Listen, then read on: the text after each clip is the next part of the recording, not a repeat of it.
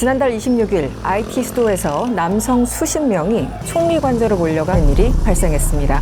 뿐만 아니라 이들은 버스를 탈취하고 타이어를 불태우며 도로를 봉쇄하기도 했죠. 아이러니한 점은 이들이 바로 경찰이라는 점입니다. AP통신은 전현직 경찰관들이 최근 잇따라 발생한 경찰관 살해 사건에 항의하기 위해서 시위를 벌인 것이라고 보도했습니다. 현지 인권단체에 따르면 앙리 총리가 취임한 지난 2021년부터 최근까지 80명에 가까운 경찰들이 폭력 조직에 의해 목숨을 잃었다고 합니다. 하지만 총리와 경찰 지휘부는 이런 상황에도 불구하고 경찰들의 무기 지원 요구를 거부하는 등 폭력 조직에 대해 미온적으로 대처하고 있습니다. 그러던 지난달 25일 폭력 조직에 의해 참혹하게 살해된 경찰관 6명의 시신이 소셜미디어에서 공개되면서 경찰들의 분노가 폭발했고 시위가 벌어진 겁니다.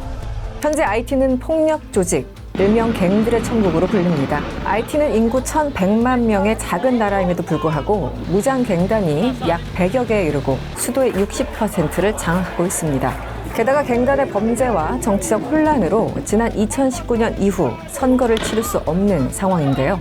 지난달 9일 선출직 공무원 중에 마지막으로 자리를 지키고 있던 상원의원 임기까지 만료되면서 사실상 무정부 상태가 됐습니다. 이런 IT 현실의 한 정치평론가는 이곳에는 더 이상 민주주의가 없다고 보면 된다라고 한탄했습니다. 그렇다면 IT는 어쩌다 갱들이 지배한 무법지대가 된 걸까요? 안녕하세요. 저는 이승원이고요. 오늘은 IT에 대해서 좀 더 가까이 들여다보겠습니다.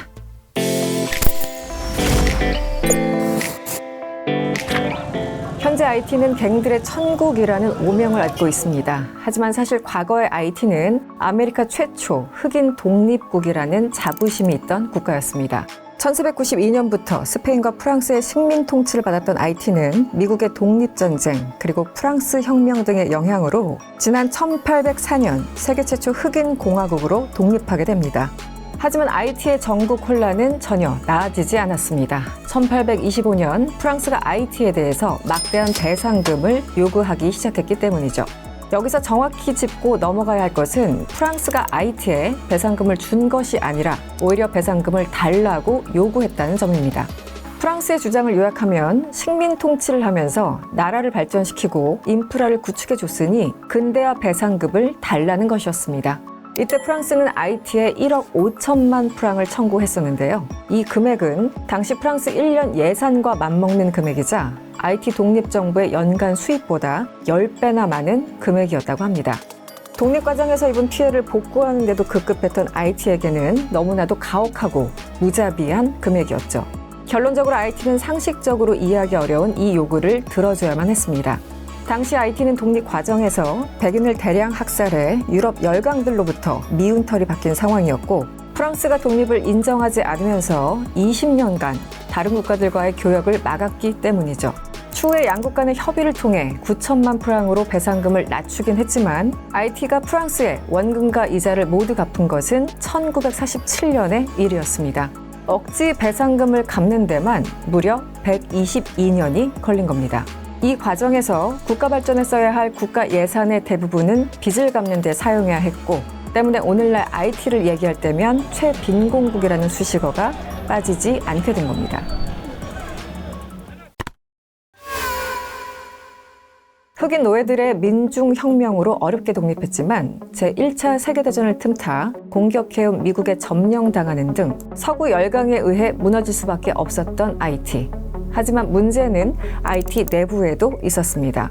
1957년부터 1986년까지 약 30년간 듀발리에 가문의 독재가 이어졌기 때문이죠. 이 기간에 IT의 해외 부채는 17.5배나 증가했습니다. 뿐만 아니라 듀발리에 가문은 국가부채 7억 500만 달러보다 더 많은 액수인 9억 달러를 스위스 은행 비밀금고에 보관했던 것으로 알려졌었죠. 이런 상황에 국민들은 분노할 수밖에 없었고 86년 대규모 반정부 시위가 일어나면서 결국 듀발리에는 대통령 자리에서 물러나게 됩니다. 이후 새 헌법이 통과되면서 총선이 실시됐고 1990년 민주화 투쟁에 앞장섰던 장 베르트랑 아리스티드가 대통령으로 당선되면서 드디어 IT의 평화가 찾아오는 것만 같았습니다. 하지만 IT의 시련은 여기서 끝난 게 아니었습니다. 아리스티드가 취임한 반년 만에 쿠데타로 자리에서 물러나야만 했기 때문이죠. 사실 이 모든 과정에서 미국의 개입을 빼놓을 수 없습니다. 20년간 IT를 점령했던 미국은 냉전 시기 쿠바의 전철을 밟는 것을 막기 위해서 뒤발리의 부자의 독재 정권을 지원해 왔었습니다. IT의 첫 민주선거를 통해 당선된 아리스티드 정부를 축출한 군사 쿠데타를 돕기도 했었습니다. 이후 1994년 빌 클린턴 행정부가 IT 사태에 다시 한번 개입하면서 아리스티드 대통령을 복귀시켰고 IT 전국 안정을 위해 군을 파병해 2004년까지 주둔한 바 있습니다. 이후 가까스로 자리를 되찾은 아리스티드는 반복된 쿠데타의 불안감을 느끼면서 한 가지 결정을 내리게 됩니다. 바로 군대를 해산시키는 것이었죠. 이후 치안 상황에 대응하기 위한 인력이 부족해진 IT 정부는 빈민가 민간인까지 무장시키기 시작했습니다. AP통신은 갱단이 늘어난 배경에 이 같은 IT 정부의 결정이 있었다고 진단했는데요. 한마디로 아리스티드의 결정이 IT를 갱단의 천국으로 만들었다는 겁니다. 20여 년 후 군대를 재창설하긴 했지만 이미 돌이키기엔 갱단의 몸집이 너무 커진 이후였습니다. 아무튼 이런 상황에 지난 2010년 아주 큰 사건이 발생합니다. 바로 IT 대지진이었습니다. 2010년 1월 규모 7.0의 대지진이 IT를 강타했었죠.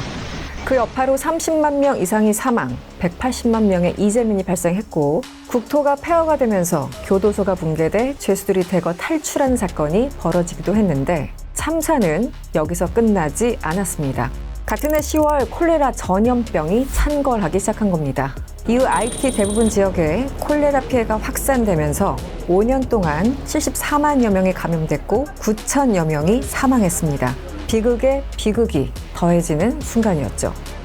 자연재해로 인한 빈곤과 실업 증가는 전체 인구의 60%를 빈곤층으로 만들었고 이는 살인과 납치 등의 범죄로 이어졌습니다. 실제 한 통계에 따르면 2010년부터 2017년까지 살인 건수가 증가했고 한 해 800명에 가까운 사람들이 납치됐다고 합니다. 그리고 지난 2021년 7월 조브넬 모이즈 대통령이 암살당한 이후 갱들의 장악력은 정점에 오릅니다. 지난해 9월 IT 갱단 G9은 연료 저장고를 봉쇄하고 연료 공급을 차단하면서 도시 기능을 사실상 마비시켰고 이후 두목인 지미 쉐리지는 현지 라디오에 직접 출연해 앙리 총리의 사퇴를 요구하기 위해서 연료 공급을 차단한 것이라고 밝혔습니다. 갱단의 두목이 방송에 출연해서 총리 사퇴를 요구할 정도로 그 위세가 높아진 겁니다. 뿐만 아니라 같은 해 10월에는 총리가 참석한 IT 독립영웅 추모 행사에 G9이 남입해서 총리를 쫓아내고 갱단 두목이 기념식을 진행하기도 했습니다. 놀랍게도 이게 모두 실화입니다. 말 그대로 갱단의 나라가 되어버린 상황이죠. 하지만 현재 IT를 통치하고 있는 앙리 총리가 모이즈 대통령이 암살되기 불과 이틀 전 임명돼 정당성에 대한 의문이 제기되고 있는 데다 의회와 대법원, 선거관리위원회까지 완전히 기능을 멈춰서 이를 강력히 제재할 힘이 없는 실정입니다. 이 지난해 안보리 15개 이사국은 G9 두목, 지미 쉐리지에 대해서 여행 금지, 자산 동결, 무기 금수 조치를 내린다는 내용의 결의안을 통과시켰습니다. 그리고 지난 10일 유엔 인권 최고대표는 IT 내 갱단 폭력이 살아있는 악몽을 만든다며 국제사회가 IT에 군을 파견해야 한다는 내용을 발표하기도 했습니다.